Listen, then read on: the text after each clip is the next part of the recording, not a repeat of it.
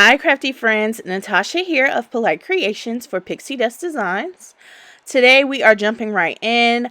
I am coloring up the Holly Jolly stamp set from Pixie Dust Designs. I'll be using the stamp and die set as well as the tag A set and the accessories or the add-on that comes with that.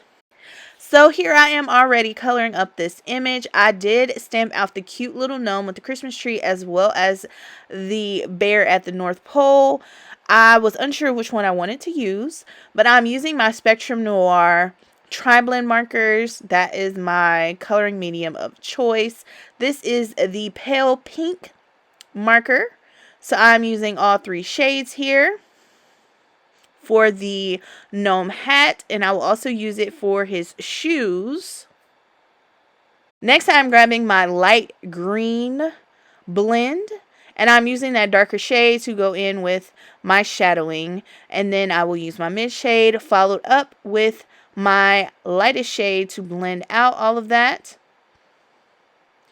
I will admit, while I was coloring this, I did get a little confused by the bottom of the tree because it looks like there's an ornament there.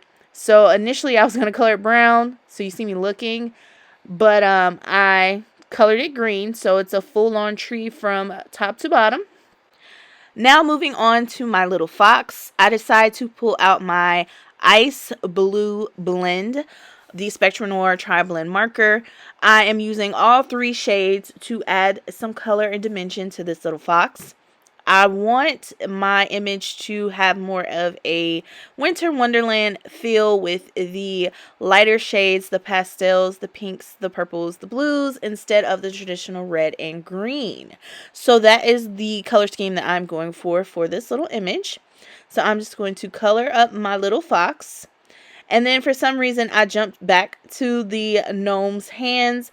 And in hindsight, I should have just colored his hands pink, the pale pink as well. But here I am using my golden brown marker in all three shades. I'm going to color up his hands as well as his nose. And I want to add some lighter places so I can go back and add my highlights, of course, with my Jelly Roll pen. Moving right along counterclockwise, I grabbed my light violet Spectrum Noir tri-blend marker, and I am going to color the little peppermint. I then go back in and add some pale pink to his shoes, as well as a little light or ice gray, excuse me, to the top of his shoes. I use ice gray to accentuate his beard hairs. I also kind of go back in and add a little bit more depth to the Christmas tree. And I couldn't decide what color I wanted to do the bulbs on the tree. So I end up settling on the pink violet for the ornaments. You see I colored the star, but I go back and use the hydrangea to color the star a little darker. So there's more purple on here than pink, or maybe it kind of evens out. But those were the colors that I chose to use for this. And finally, I add the ice gray detailing to the little fox. Of course, here I forget to color his nose, but before I took pictures of this, I did go back and color his nose. So I just go back in, again, two different items and add more depth. You'll see me go over the same images, or same portions of the image rather, just to make sure I blended everything out. All right, let's build our tag. Here I'm showing you tag A and all the pieces that I die cut out. I did die cut out the solid portion of the tag twice. And then I have a window because this is going to be a shaker.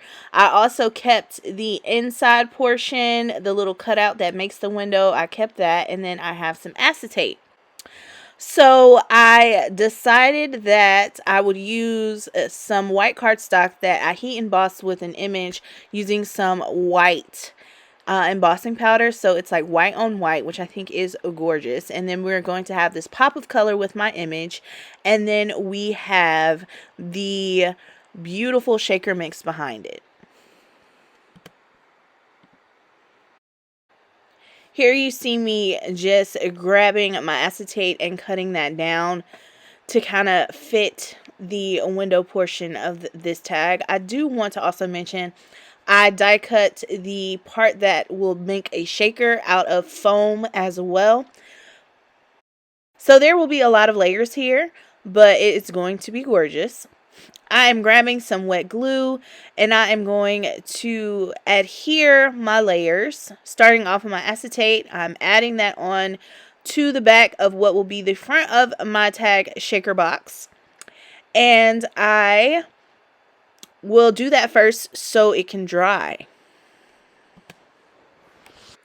Next, I grab the solid tag that is cut out of white cardstock only, and I adhere the foam piece to that.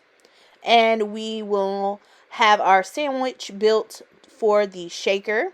Before I can add in my mix, I want to add in the piece that was cut out of the tag that had the embossing, so like that inner piece, because that is going to serve as a backing to my image. So you see me adding that in. With that adhered, I go in and I add my shaker mix.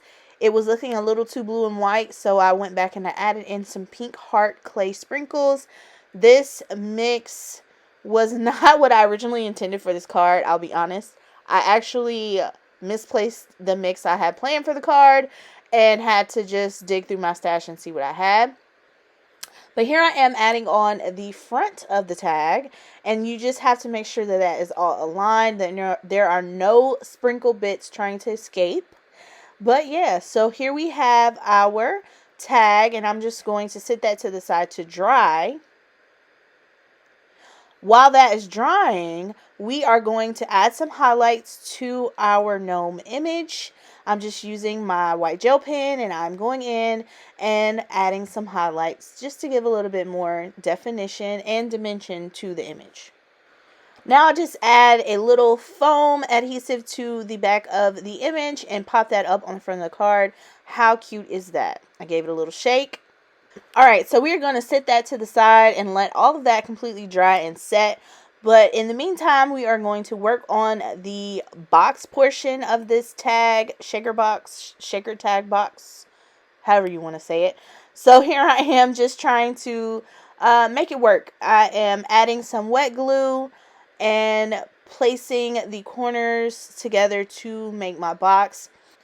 This part does take a little patience, and you have to make sure that everything remains straight. You don't want a wonky gusset for your tag box. So just be patient. It will hold its shape, and once it does, you can adhere it on to your tag. I chose to add on the back portion of my tag first so I don't mess up the front of the tag.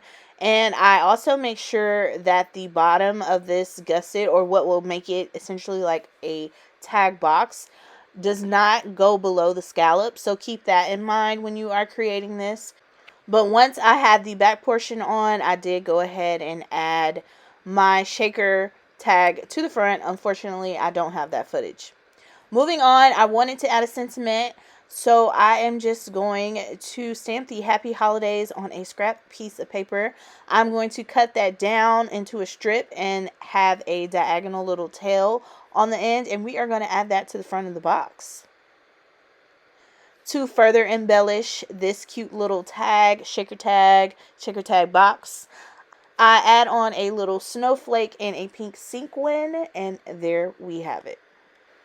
So tell me down below, what do you think of this little shaker tag box?